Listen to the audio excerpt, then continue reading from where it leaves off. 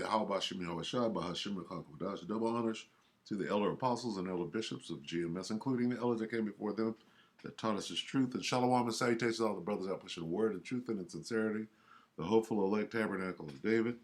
Shalom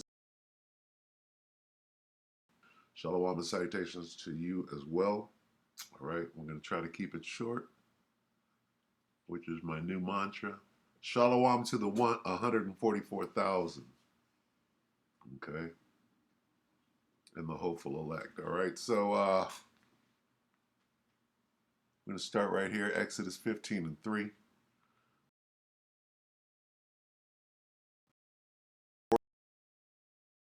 The one you call God, whose name is Yahweh, Yahweh Bahashim Yahweh Shai. Speaking of him, Exodus 15:3. The Lord, Yahweh Bahashim Yahweh Shai, is a man of war. Yahweh is his name. This is the Lord. Or what about right here?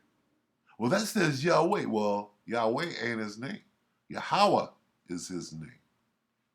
The Lord, Yahweh Bahashim Yahweh Shai, is a warrior. He's a man of war. He's about that war. He created war through his son Yahweh Shai. All right? So that's in his makeup. Well, God doesn't like war. No. He is a man of Yahweh is a man of battle. Yahweh is his name.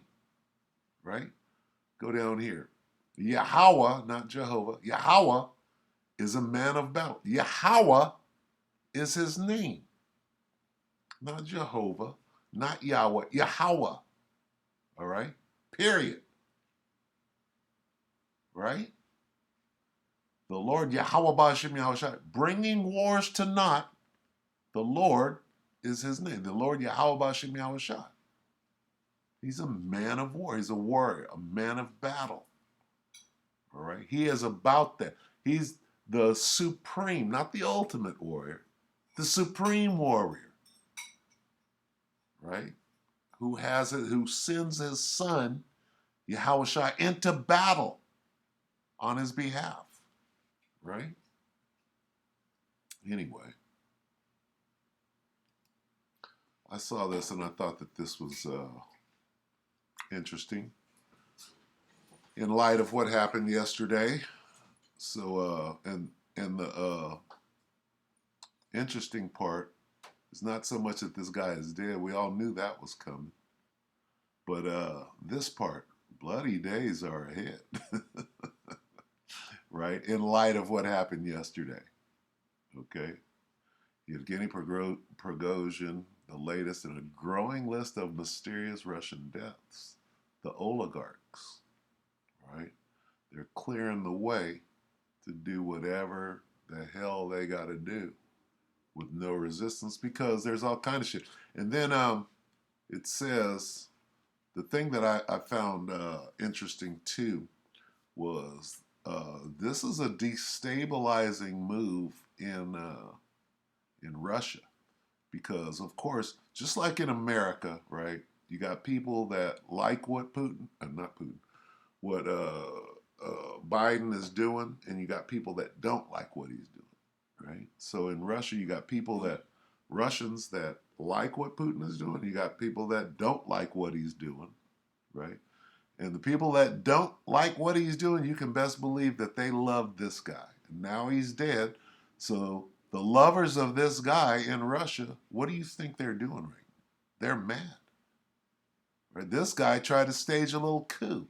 You think he didn't have people on his side that were cheering for him?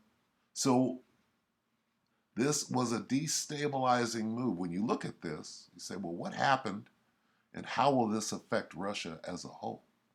Right? And they're saying that, well, there's a civil war jumping off behind this, and there's, a vacuum and da-da-da-da. So let's keep our eye on what this means for Russia moving forward.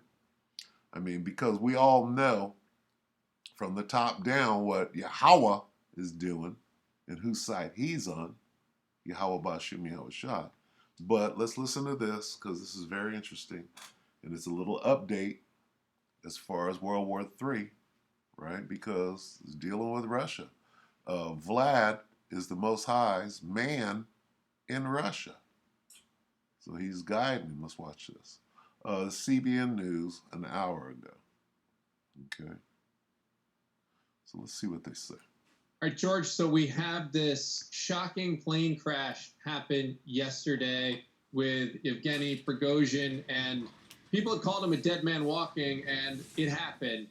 So everyone's kind of suspecting Putin at this point. That's what everyone says. What can we take away from this at this point in time? The takeaway is that it is very deadly to be on Vladimir Putin's bad side. Yeah, I mean, since this war started back on February 24th, 2022, more than 39 high-profile Russian members of the oligarch, political dissident, politicians, journalists, more than 39 Russians have mysteriously died from either poisoning to mysteriously, being, jumping off buildings, being killed, gunned down. I mean, it just the list continues to grow, and it's but no surprise that Prigozhin, in his attempt to conduct this, whatever you call it, an insurrection, a mutiny, a coup d'état, that he would continue to survive, even though there was this deal reportedly made that he would go to Belarus,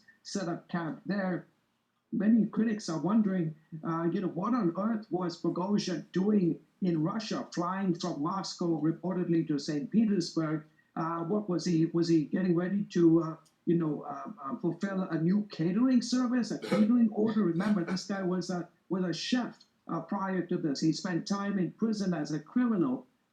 So it's no surprise to those who've been watching what he did over the last few weeks since the June event. And look, when you get on Vladimir Putin's bad side and you are critical of him and you oppose this war that he launched a year ago, be prepared to be killed or to be mysteriously taken out. And that's the reality. And look, there's some reporting that perhaps this may have been an onboard device that ended up blowing this jet out of the sky. But whatever it is, it sends a very, very clear message to all Russians. If you go up against this Kremlin, be prepared to lose your life. Yeah, it does. This is a switch bike. Slovakia. Not interested in the switch bike. Okay, come on. Yeah, it doesn't seem to be an exaggeration when people are calling Vladimir Putin a murderer. I mean, you look at the scenes that are coming out of Russia right now, and it's like something out of a movie, really. Vlad the Impaler. Honestly. And look, these high-profile leaders like Prigozhin are not the only ones. I mean, there are thousands of people who have had the courage to speak their views against what Russia's doing in Ukraine, and they're facing reprisals as well.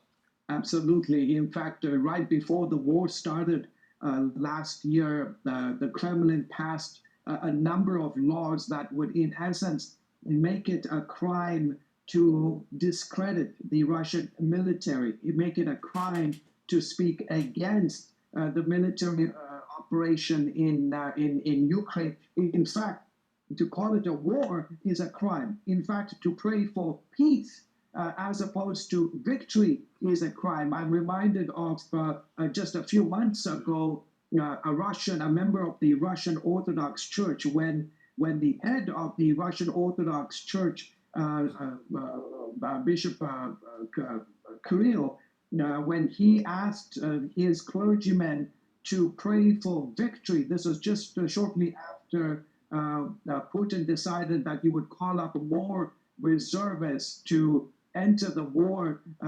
Bishop Kirill sent a word to all clergy in across Russia that during their Sunday services that they should say a prayer for victory. In fact, one particular priest decided to substitute the word victory for peace.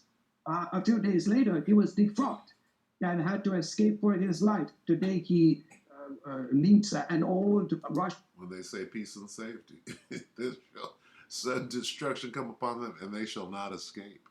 Orthodox Church in Antalya, Turkey. But this is the reality, and it's not just Russian Orthodox priests, evangelical Christians belonging to Pentecostal, Baptist, other streams of the Protestant evangelical movement have faced similar pressure. And today, just a few weeks ago, Amnesty International releasing an exhaustive list. More than 21,000 Russians today have either been detained, have been labeled foreign agents, or have been jailed because of these laws that have been passed, making it a crime to protest, to voice your opposition of this war that the Russians have engaged against Ukraine.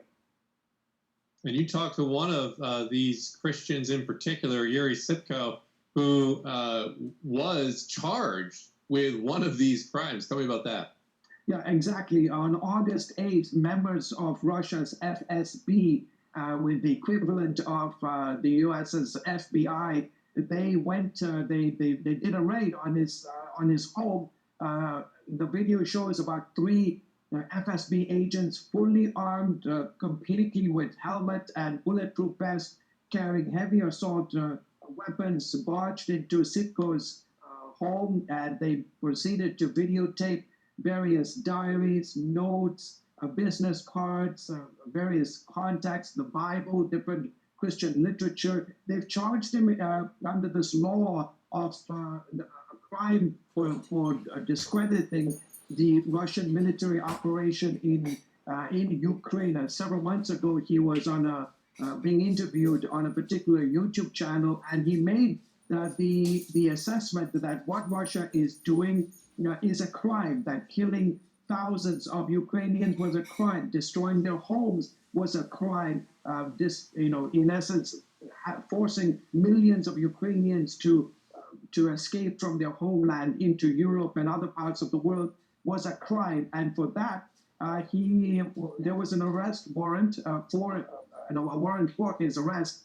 He managed to be tipped off, and after arriving in an undisclosed location, we had a chance to speak to him, and that interview will air next Friday on CBN News. But in essence, again, this is a high-profile, one of the most high-profile evangelical leaders in Russia, a member of the Baptist Church, was a leader in a number of major evangelical alliances. And I asked him, what kind of a message do you think this sends to the Christian community? And he said, look, they are trying to use me as they have used Navalny, as they have used now Prigozhin, to take a high-profile person and make an example out of him, to say that irrespective of who you are, whatever views you hold, whatever religion you follow, if you go up against the Kremlin, we will come down very hard on you. And in this case, Sitko managed to escape. He was tipped off that the FSB were on the way to his apartment, and he managed to escape. And today is in hiding. And today is a wanted man. Well, I mean, that tip-off means very likely he got away with his life there just by getting out in time. For the time being. Incredible story. Looking forward to seeing your full interview there. George, any final thoughts on where things go from here? I think, look, right now, as you look at the battlefield in Ukraine, we are at a stalemate.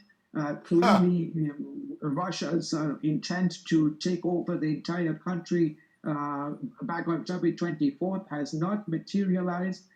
It is a slog. It will continue to be a slog, especially in the eastern part of the country. The Ukrainians are attempting to launch multiple counteroffensives.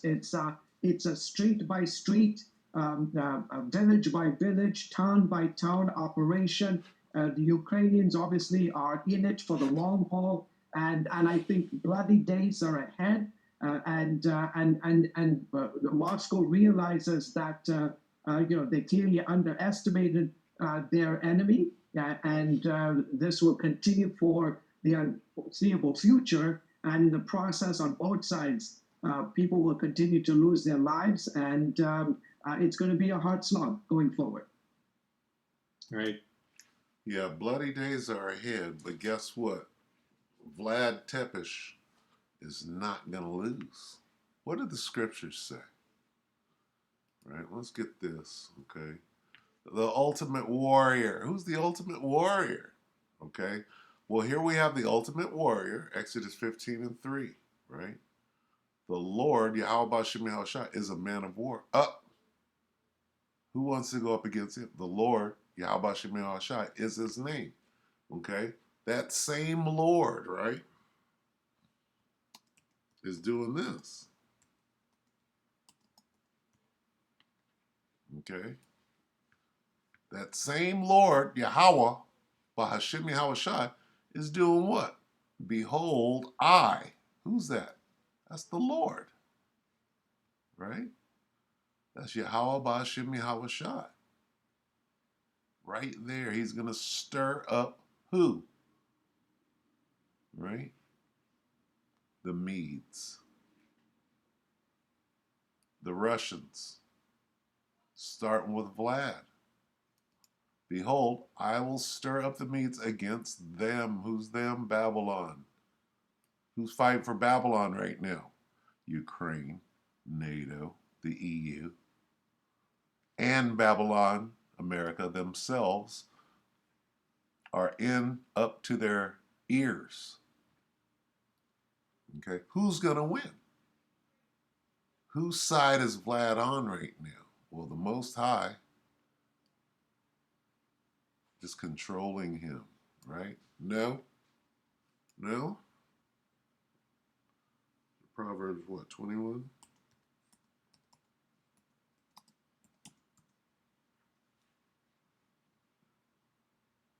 The king's heart. Proverbs 21:1. The king's heart, who's the king? Vlad. What is his heart? His mind is in the hand of Yahweh Bashem Yahushua. Who's stirring him up? Who's stirring up Vlad, the king? He told you himself, I will stir up the Medes. Starting with the king. Who's the king of the Medes right now? That would be Vladimir. It's obvious, Vladimir Putin. King's heart is in the hand of the Lord. As the rivers of water, he turneth it whithersoever he will. Okay? And what I like to do is go down and make it plain for the hard heads and the stiff necks. Okay? Where's the good news, right? See this word right here? Heart. The Lord, Yahweh Shemi Hashai, controls the heart. Mind, that word heart, is the Hebrew word lab, or in this case, this Proverbs, Hebrew word lab, that means your mind. Okay, so if we take this word and put it in front of this word, singular, what do we have? Mind control. MK, right? So in this case, who's that? Supreme. This is MK, Supreme. Okay?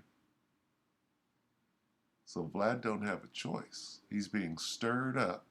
What is he going to do? He's going to do the will of the Most High. He's under mind control. As is Joe Biden. Joe Biden is the king of Babylon. Okay? So, we're going to end it right there. Just bloody days are ahead. Right? He said that. Oh, bloody days are ahead. Very likely he got away with his life there just by getting out in time. Incredible story. Looking forward to seeing your full interview there. George, any final thoughts on where things go from here? I think, look, right now, as you look at the battlefield in Ukraine, we are at a stalemate. No, we're not. Clearly, Russia's intent to take over the entire country. That's not their intent. They would have did it already. They would have knocked out the lights and the power immediately. Back on February 24th has not materialized. It is a slog. It will continue to be a slog, especially in the eastern part. of the country. He ain't saying nothing about Ukraine slogging. Oh well, they're about it. No, they're not. No, send them some more weapons. Ukrainians are attempting to launch multiple counteroffensives. It's a street by street, village by village, town by town operation. The Ukrainians obviously are in it for the long haul, Ha! and I think bloody days are ahead. Boom. That's what I'm looking for. I think what? You think what are ahead? Obviously are in it for the long haul, and I think bloody days are ahead. All right, we're going to end it right there. With that, we hope that the elect were edified. This little update, okay, on the battlefield. Bloody days are ahead. Shalom.